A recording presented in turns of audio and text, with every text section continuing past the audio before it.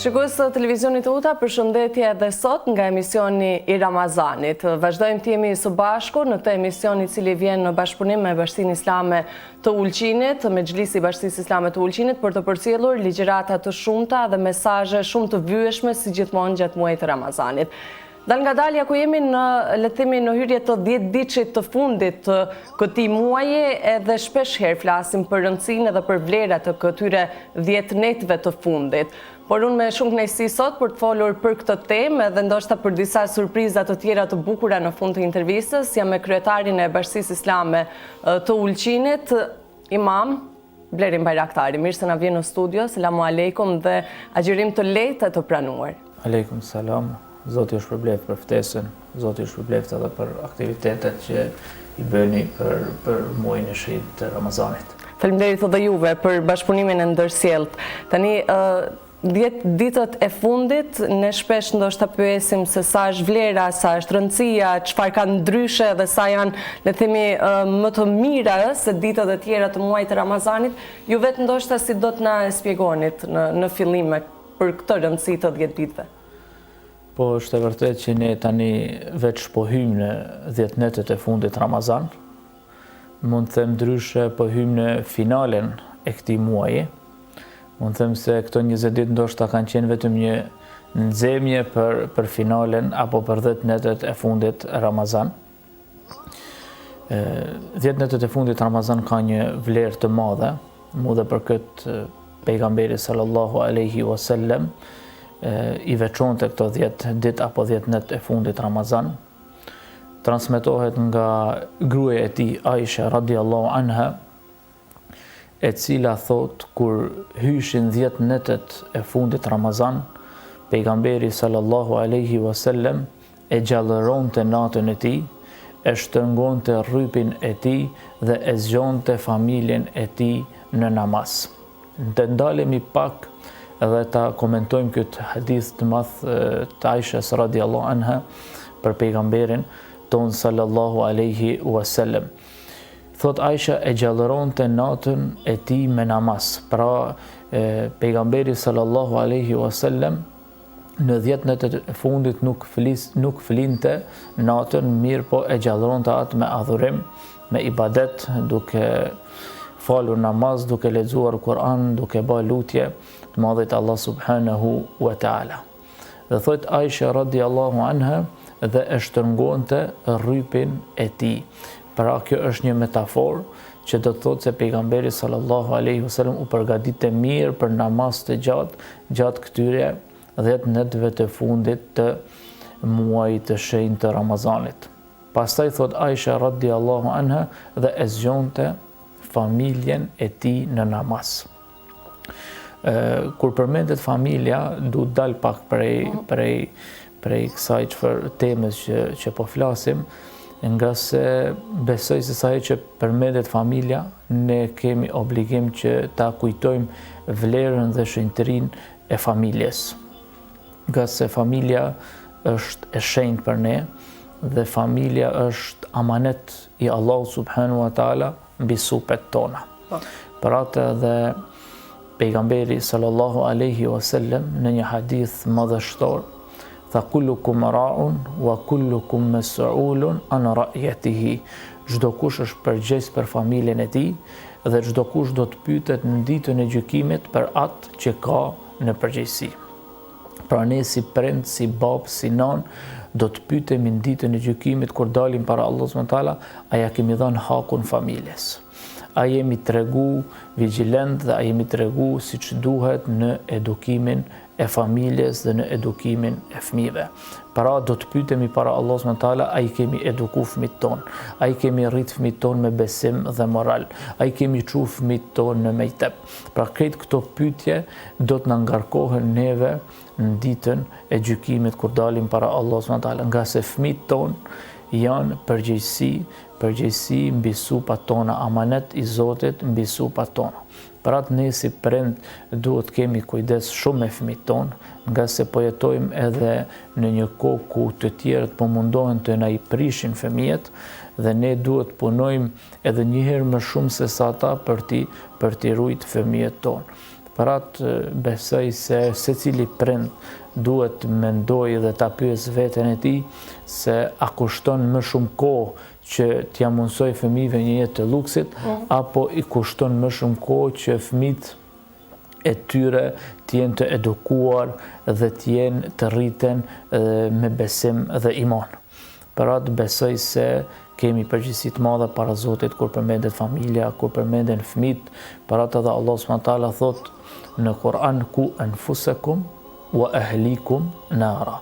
Runi vejdin edhe runi familjet e juaja, runi fëmijët e juaj nga dënimi i Zotit. Besoj se është pak sfiduese, sa më shumë kohë që kalon ndoshta kur shohim gjithë këtë modernizëm, në thojse nëse mund të themi, është pak sfiduese apo jo? Patjetër unë besoj se sfida më e madhe sot për ne, edhe si prind, edhe si shoqëri, edhe si institucion, sfida më e madhe për ne janë fëmijët. Me thënë se nga se ato janë e ardhmja dhe ato po ballafaqohen me sfida të mëdha. Për atë tha Allahu në Kur'an, ku anfusakum wa ahlikum nara, runi veten dhe runi familjen tuaj nga dënimi i Zotit. Paramendoj nëse në këtë botë e shohim fëmin ton, jo duke u dënu, por e shohim vetëm se ka etje, ka nevojë për ujë, ne do të bëjmë çdo gjë që t'ia sigurojmë ujin. Por unë Zot më nesër me i pa fëmijë duke u dënu për shkak të neglizhencës tonë që ne nuk ja kemi dhënë fëmijëve tonë edukimin, moralin edhe besimin. Për atë nuk është besoj e arsyeshme që prind çojnë dur prej fëmijëve duke thënë se nuk nixojnë apo tjerë.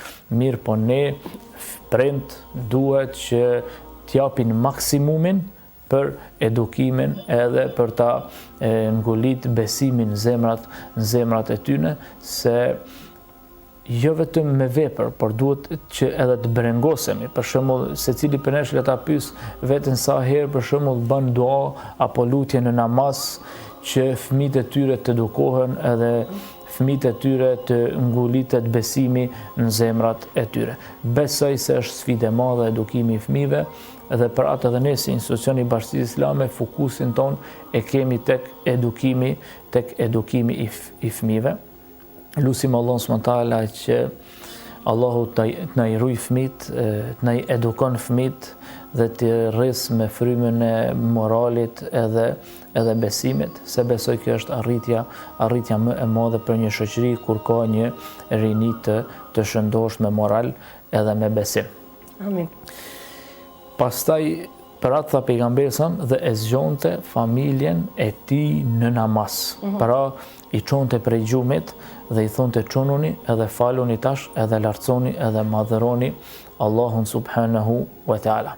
Pra atë një shok i pejgamberit sallallahu alajhi wasallam thot kënaqësia më e madhe që un kam përjetuar thonte në 10 ditët e fundit të Ramazan është thot kur e zgjoj familjen time për t'u falur, nga se e kam dëgju Aisha radiallahu anha, e cila thonte se vinte pejgamberi sallallahu alajhi wasallam dhe na zgjonte për t'u falur namaz në 10 net e fundit Ramazan. Falenderojmë Allahun subhanahu wa taala që Allahu edhe në vendin ton, edhe në qytetin ton na ka mundsuar që të falim namaz natë dhe të mblidhemi në xhaminë e madhe të Pinjeshit, burra edhe gra, të mëdhej edhe të vogël, të moshuar edhe të ri, dhe të falim namaz natë dhe të praktikojmë një sunet të pejgamberit sallallahu alaihi wasallam. Pastaj arsye tjetër pse këto 10 net kanë vlerë të veçantë tek Allahu subhanahu wa taala është se në këto 10 net Allahu e ka filluar zbritjen e Kur'anit. Pra librin më të shenjtë, librin qiellor, librin i cili është udhëzues edhe dritë për njerëzit, Allahu subhanahu wa taala mu e ka zbrit në këto 10 netët e fundit Ramazan. Pra siç thot edhe Allahu subhanahu wa taala në Kur'an, inna anzalnahu fi lejlatil qadr wa ma adraka ma lejletul qadr, lejletul qadri khajrum min alfi shahr. Ne, thot Allahu, e kemi zbrit Kur'anin në natën e Kadrit. E çdini ju se çfarë është nata e Kadrit? Thot Allahu, nata e Kadrit ka vlerë më shumë se sa 1000 muaj. Mendoni vetëm pak. Nata e Kadrit ka vlerë më shumë se sa 1000 muaj. Pra, me të nxanë ty duke u fal nata e Kadrit është si me u fal 1000 muaj. Merr shpërblimin si me u fal 1000 muaj pa ndërprerje, apo siç thonë dietar 84 vite. Pra, një natë duke u fal në xhami në 10 ditët e fundit Ramazan ka vlerën si me u fal gjithë jetën. Pra, aja vlen që ndokush prej nesh me e humb këtë shpërblim të Allahut subhanahu wa taala, normal që jo, se cili për nesh duhet spakti tash edhe nëse kemi qenë pak neglizhent gjatë ditëve të para apo gjatë mesit Ramazanit, që është edhe normale që gjatë mesit Ramazanit ndodh një farlloj gafletit, një farlloj pakujdesie. Tani kemi hyrë në finale dhe të zgjohemi dhe me ambicie të vazhdojmë për të gjetë apo për të arritur natën e Kadrit në adhurim, në namaz e në lutje ndaj Allahut subhanahu wa taala. Ajo që mendoj është që ne duhet ta kemi parasysh, që na jep edhe pak më shumë ambicie që të veprojmë gjatë këtyre 10 ditëve të fundit Ramazan, është se njeriu kur vepron mirë duhet të mendoj sikur se është duke bë tregti me Zotin e gjithësisë. Dhe këtë Allah subhanahu wa taala na e vërteton në Kur'an. Allah thot në Kur'an: "Wa man awfa bi ahdihi min Allah, fastabshiru bi bay'ikum alladhi bay'atum bihi wa dhalika al-fawz al-'azim." Çfarë thot Allah në Kur'an? Thot, e ku ka më mirë apo ku ka realizues më të mirë dhe më të vërtet se sa realizuesi, se sa Allahu subhanahu wa taala, i cili e realizon premtimin e tij. Pastaj thot Allahu: "Përgëzonuni tregtisë me Allahun, ky është suksesi më i madh." Pra, Allah subhanahu wa taala në Kur'an e përmend tregtinë e tij me robët e vet. Pra ne kur veprojmë mirë, ne jemi një farë mënyre duke bërë tregti me Allahun subhanahu wa taala. Çfarë është kjo tregti? Veç të mendojmë pak. Nëse ndodh një tregti në rrafshin e kësaj bote, normal që elementet e një tregtie është që të ketë blerës, të ketë shitës, të ketë mall që shitet dhe të ketë fitesë nga kjo tregti. Po nëse bëjmë tregti me Allahun, mendojmë se jemi në muajin e Ramazanit, jemi në muajin ku njeriu duhet me bëj tregti me Allahun, me krijuesin e vet, edhe mizbeh pak tregtit me njerëzit. Kur njeriu bën tregti me Allahun, shitësi është robi, jemi ne. Blerësi është Allahu subhanahu wa taala.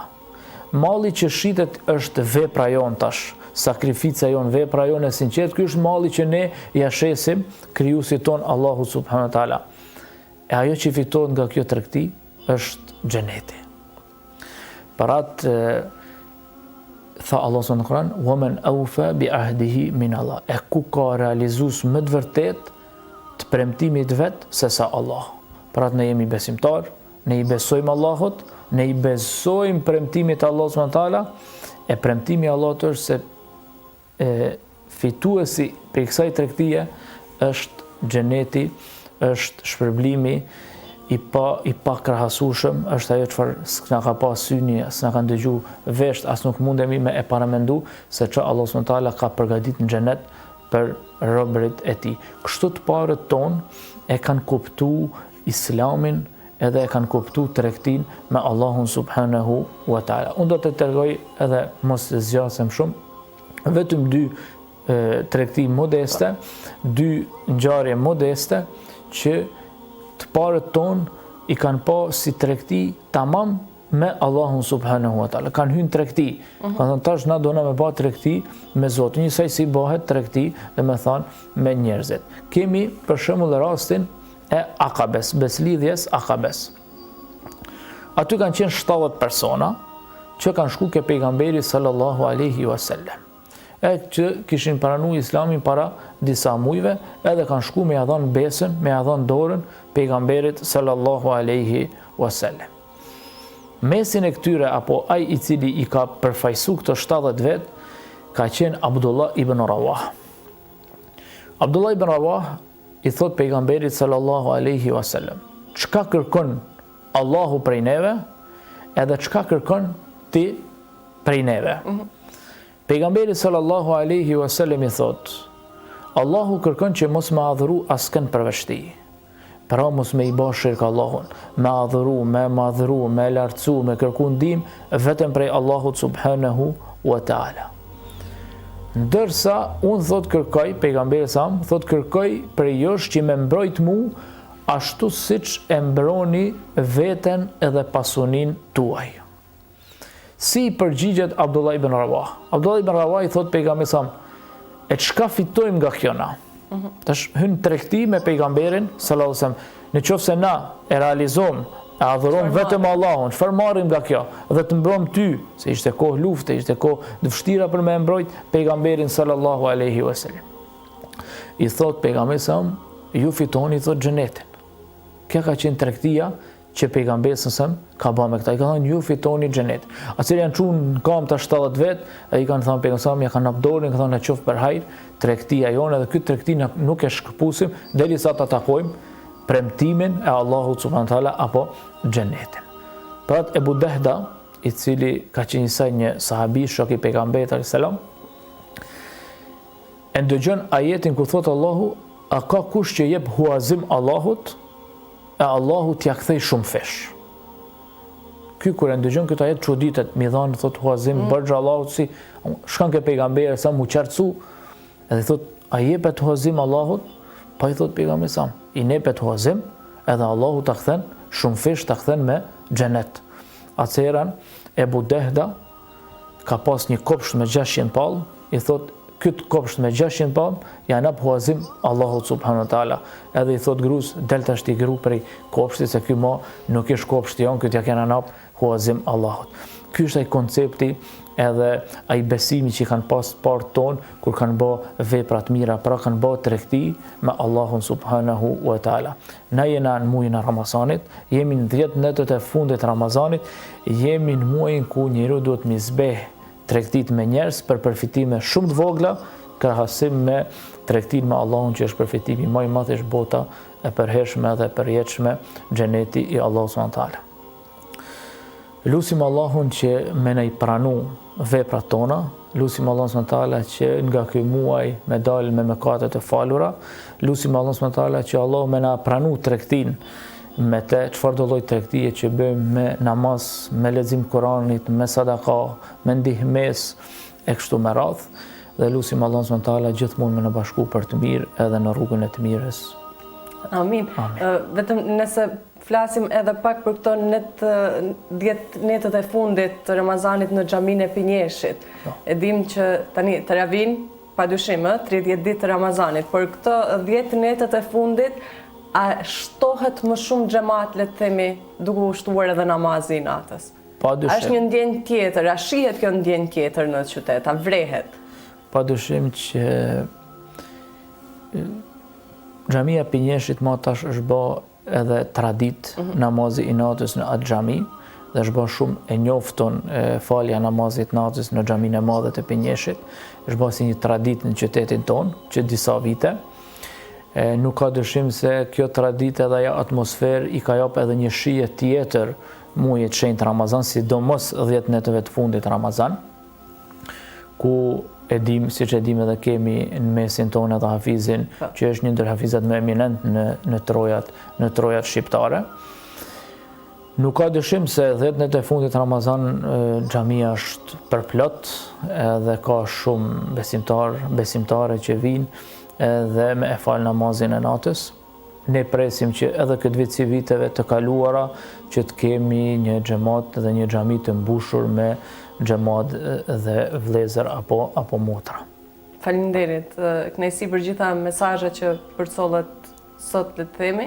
nëse do doni të shtonit apo të thirrnit ndoshta në një mënyrë të gjithë ata që na ndjekin sot me fjalët e thjeshta, kështu çfarë do t'ju thonim për prezencë? Faleminderit juve një herë për ftesën, faleminderit për emisionet që i bëni për muajin e shenjtë Ramazanit. Ajo që do të them është që t'i them gjithëve që ndezni motorat se kanë met vetëm edhe pak ditë dhe bëni tregti me Allahun subhanallahu për të fituar xhenetin e tij. Faleminderit. Amin. Faleminderit juve. Megjithatë, ne nuk do të shkëputemi menjëherë nga kjo bisedë sot edhe nga kjo ligjërat, sepse vetëm një shkëputje të shkurtër dua të bëj, edhe në studio menjëherë do të kthehemi edhe me një vajzë të vogël e cila do të na zbukurojë edhe më shumë këtë studio. Ne sot në këtë studio, hoq së bashku, padyshim që ndoshta ndonjëherë nuk mund të lëjmë anash atë lidhjen tuaj me fëmijët, edhe në këtë studio, në këtë intervistë sot nuk mund të mungonte një nga fëmijët e Mejtepit që na ka zbukuruar studion edhe e cila me disa vargje të bukura, të një ilahie të bukur, do të na zbukurojë edhe më shumë këtë emision, është Sara Aliq. Përshëndetje Sara. Mirë se më vjen në studio sot. Ke përgatitur një ilahi të bukur? Po. Ka qenë vështirë ta mësosh? Jo. Sa herë shkon në Mejtepti?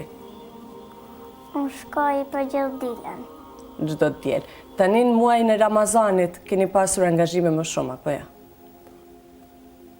Po. Besoj se po. Unë kam një dhuratë të bukur për ty, besoj se do të pëlqej shumë. Do të çohesh në këmbë pak ta shohim bashkë? Kemi 2 shaminjat, edhe kemi një orë të bukur. Po që besoj se fëmijët duhet gëzohen gjithmonë, apo jo? Patjetër, dhurata duhet t'i japim që ti japim ambicje për mësim. Të pëlqen Sara? Pa. Tani ilahia si e ka titullin? Si na quhet ilahia sot? Ramadan. Ashtu si Ramadan. muaji që jemi. Do të dëgjojmë Sarën edhe këtë intervistë ne do ta mbyllim me një ilahi të bukur të interpretuar nga Sara Aliq. Që një vit, të prita që një vit, me dashni për ty jam rrit, me lot në sy iftar me prit. Me familje o sa mirë, me prish gjumin për syfyr, jo për qefe për adet, po se aty ka bereqet. Jo për qefe për adet, po se aty ka bereqet. Ramadan je Ramadan, zjedet ulimen, je shehal Kur'an, je ahle Ramadan, je ahle Ramadan. Ramadan je Ramadan, zjedet ulimen, je shehal Kur'an, je ahle Ramadan, je ahle Ramadan. Gëzimi par, kur vjen koha për iftar, e gëzim tjetër shpirti jem ka kur e tashe Allahun tem. Me familje shoqni marim rrugën për xhami, e aty ka shumë xhemat, knojmë Kur'an e salavat. E aty ka shumë xhemat, knojmë Kur'an e salavat. Ramadan je Ramadan, zjedet ulimen, je shehal Kur'an, je ahle Ramadan, je ahle Ramadan. Ramadan je Ramadan, zjedet ulimen, je shehal Kur'an, je ahle Ramadan, je ahle Ramadan. Po kërkoj, ndoshta nuk e meritoj, në xhenet po du me hy, bëj dua me lot në sy. T'lutem o Zot aman, me ma hap derën rejan, agjërushëm o Allah, o sa shumë po bëj dua. Agjërushëm o Allah, o sa shumë po bëj dua. Ramadan ya Ramadan زيادة الإيمان يا شهر القرآن يا أهل رمضان يا أهل رمضان رمضان يا رمضان زيادة الإيمان يا شهر القرآن يا أهل رمضان يا أهل رمضان